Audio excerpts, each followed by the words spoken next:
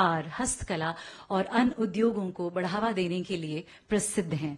केंद्रीय संस्कृति एवं पर्यटन मंत्री हमारे वरिष्ठ अतिथि माननीय श्री गजेंद्र सिंह शेखावत जी,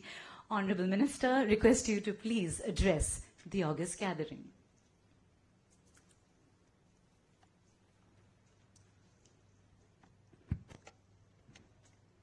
सुविचारित बॉर्डर एरिया डेवलपमेंट कॉन्क्लेव में जिनके नेतृत्व में, जिनके मार्गदर्शन में इस विषय को आगे हम सब मिलकर के बढ़ाने वाले हैं, श्रद्धेय रक्षा मंत्री आदरणीय राजनाथ सिंह साहब, अरुणाचल प्रदेश के युवा और यशस्वी मुख्यमंत्री मेरे मित्र श्री पेमा खांडू जी, मंच पर उपस्थित chief of army staff general Dwivedi साहब, मंच पर बैठे और मंच के सामने बैठे हुए सभी सम्मानित महानुभाव,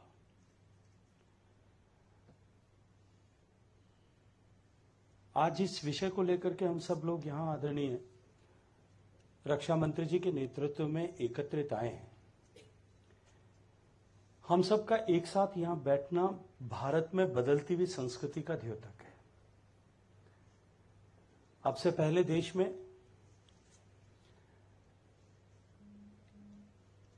विभिन्न विभागों को या मंत्रालयों को छोड़ दीजिए, कम से कम किसी ऐसे विषय पर एक साथ बैठने की पद्धति एक विद इन द मिनिस्ट्री भी नहीं हुआ करती थी। सम्मानीय प्रधानमंत्री जी के नेतृत्व में जिस तरह से देश का परिदृश्य बदला है और काम करने की पद्धति बदली है, उसका सटीक उदाहरण आज हम सबका यहां साथ बैठना, एक साथ आना, ये दर्शाता है। इसके अतिरिक्त भी जिस तरह से पिछले 10 साल में भारत का परिदृश्य बदला, भारत की सीमाएं सुरक्षित हुई और सुरक्षित सीमाएं सशक्त भारत, सुरक्षित सीमाएं समृद्ध भारत, माननीय प्रधानमंत्री जी के इस नारे के साथ में जिस तरह से सामूहिक प्रयासों के चलते हुए जिस तरह का वायुमंडल देश की सीमाओं पर बना है, मुझे क्योंकि अपने जीवन में छात्र राजनीति में का कालखंड समाप्त होने के बाद लगभग 20 साल तक सीमावर्ती क्षेत्र पर काम करने का सौभाग्यपूर्ण अवसर मिला था और देश की थल सीमा पर लगभग सब जगह पर मुझे जाने का सौभाग्यपूर्ण अवसर मिला है। सुदूर कच्छ से लेकर के और अरुणाचल प्रदेश में किबिथु तक शायद कोई ऐसी जगह होगी जहां मैं नहीं गया हूं। लेकिन परिदृश्य जिस तरह से बदल रहा है कि पहले भारत की सेना और सेना से जुड़े हुए विभिन्न अंग उपांग हम रेस्ट्रिक्टिव मोड में हुआ करते थे कि यहां कोई न आए, बस ऐसा हमारा सोच होता था। भारत के हालात बदले और भारत का परिदृश्य बदला है। आज का जो ये कॉन्क्लेव है, इससे बेहतर कोई भी उसका उदाहरण नहीं हो सकता। हम सब ने साथ मिलकर के बैठकर किस तरह से हम अपने बॉर्डर एरिया का डेवलपमेंट कर सकें। माननीय प्रधानमंत्री जी ने इसकी संकल्पना वाइब्रेंट विलेज प्रोग्राम के माध्यम से की थी और हमारे सीमावर्ती क्षेत्र पर बसे हुए दूरस्थ गांवों को एक्टिविटी का केंद्र हम किस तरह से बना सकते हैं ताकि वहां से बेहतर जीवन की आकांक्षा को लेकर के होने वाला निरंतर पलायन हम रोक सकें, which is strategically also equally important. और साथ साथ में हम वहां उनके लिए लाइवलीहुड के नए ऑप्शंस क्रिएट कर सकें। इस दृष्टिकोण से ये जो सामूहिक समन्वित सम्मिलित प्रयास है, ये निश्चित रूप से अत्यंत महत्वपूर्ण होने वाला है। अगर मैं पर्यटन की दृष्टिकोण से देखूं तो हमारा देश which is full of diversities, विविधताओं से भरा हुआ है। हमारे यहां कल्चर की, कॉस्ट्यूम की, क्यूजीन की, लैंडस्केप की, ज्योग्राफिकल लोकेशंस की, इतनी तरह की डाइवर्सिटीज हिंदुस्तान में है कि हिंदुस्तान को देखने और जानने के लिए मैं ये जिम्मेदारी से कहता हूं कि किसी एक व्यक्ति का जीवन भी पर्याप्त नहीं। और दूसरी तरफ पर्यटन के क्षेत्र में जिस तरह से नई संभावनाएं बन रही, dual opportunity which is available for us एक तो भारत की समृद्धि जिस तरह से बढ़ी, भारत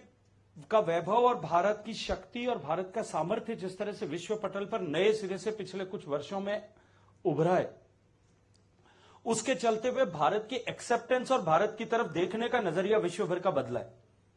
जिस भारत को कौतूहल भरी दृष्टि से भारत की संस्कृति, सांस्कृतिक वैभव, भारत के ऐश्वर्य, भारत की संपदा, भारत के ज्ञान, भारत के विज्ञान, भारत की कला, इन सब के चलते हुए सदियों पहले जिस भारत की तरफ लोग देखते थे, जिस आकांक्षा अपेक्षा के साथ देखते थे, जिस कौतूहल के साथ में देखते थे, वो कौतूहल का भाव एक बार पूरे विश्व के नजरों में वापस उद्भूत होता हुआ ऐसा महसूस हो रहा है। तो एक तरफ विश्व भारत को देखना और जानना चाहता है और दूसरी तरफ भारत के लोगों की समृद्धि जिस तरह से बढ़ी है, सम्मानीय प्रधानमंत्री जी के प्रयास, उनकी नीतियों के चलते हुए भारत में जिस तरह से हमारा मध्यम वर्ग बढ़ा हुआ है और खड़ा हुआ है, पॉलिसीज को जिस तरह से धरातल पर उतारा, उनके चलते हुए जिस तरह से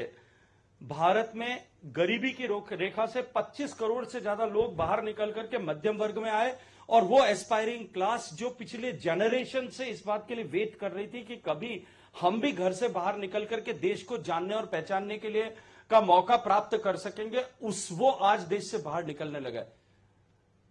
इन अपॉर्चुनिटीज के चलते हमारे सामने एक चुनौती भी खड़ी हुई, जो हमारे ट्रेडिशनल जितने भी टूरिस्ट स्पॉट्स हैं, आइकॉनिक टूरिस्ट स्पॉट्स हैं, वो सब जो हैं वो कंजेशन फील कर रहे हैं। वहां पर जो है क्षमता से ज्यादा टूरिस्ट वहां पहुंच रहा है, और ऐसी परिस्थिति में आज हम सबका यहां साथ बैठना कि हम बॉर्डर एरिया पे, जहां एक तरफ लफ्जल कपूर जिस तरह से व्याख्या कर रहे थे कि एक तरफ पहाड़ से लेकर के, ग्लेशियर से लेकर के, सुदूर रेगिस्तान से लेकर के, और नीचे दक्षिण में हमारी समुद्र राशि से लेकर के घने जंगलों तक, सब तरह की कल्चरल डाइवर्सिटी से लेकर के नेचुरल डाइवर्सिटी जो है जिस तरह से विपुल संपदा के रूप में हमारे पूरे सीमावर्ती क्षेत्र में उपलब्ध है,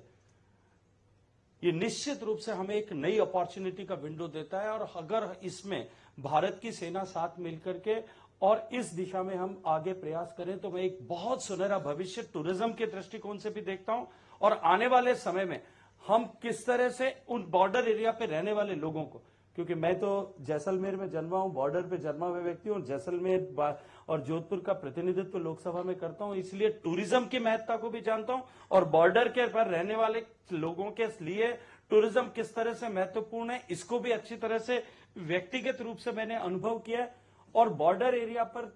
टूरिस्ट के लिए और टूर ऑपरेटर्स के लिए या स्टेक होल्डर्स के लिए किस तरह की चुनौतियां और चैलेंजेज है, मैं इसको भी बहुत अच्छी तरह से समझता हूं। लेकिन निश्चित रूप से आज से जो शुरुआत हो रही है, ये शुरुआत हमको एक नई दिशा भी देगी, और इस सामूहिक सोच के साथ में जो इस मंथन से जो नवनीत निकलेगा, जो अमृत निकलेगा, वो भारत के टूरिज्म सेक्टर को भी और भारत के वाइब्रेंसी को भी और अधिक ऊंचाई तक लेकर के जाएगा। भारत को देखने, जानने की उत्कंठा रखने वाले भारत के लोग भी और पूरी दुनिया से आने वाले लोग भी हमारे पूर्वोत्तर भारत, हमारे दक्षिण भारत, हमारे जो है पश्चिमी भारत को और अधिक बेहतर तरीके से जान और समझ पाएंगे। और भारत के लोग जो आज नए डेस्टिनेशंस की खोज में भारत से बाहर जा रहे हैं, दुनिया के दूसरे देशों में जा रहे हैं, निश्चित ही ये नए एवेन्यूज अगर हम खोल पाते हैं, तो भारत से बाहर जाने वाले लोगों पर भी, टूरिस्ट पर भी कुछ संख्या में विराम हम लगा सकेंगे, क्योंकि इंफ्रास्ट्रक्चर इज द की। और माननीय प्रधानमंत्री जी के नेतृत्व में जिस तरह से इंफ्रास्ट्रक्चर पर काम हुआ है,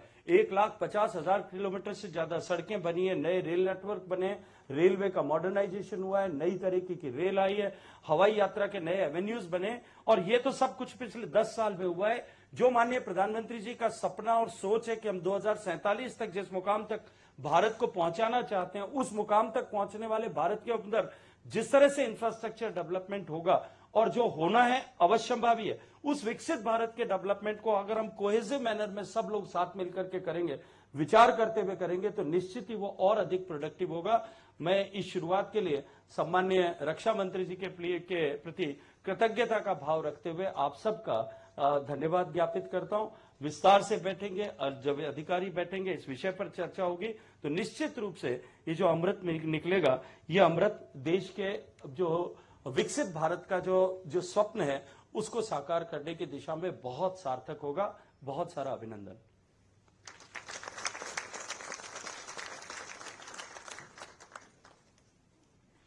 Thank you very much, sir, for your encouragement and also for sharing, may I say, very actionable strategies to enhance tourism infrastructure and promote the unique cultural heritage of our border region.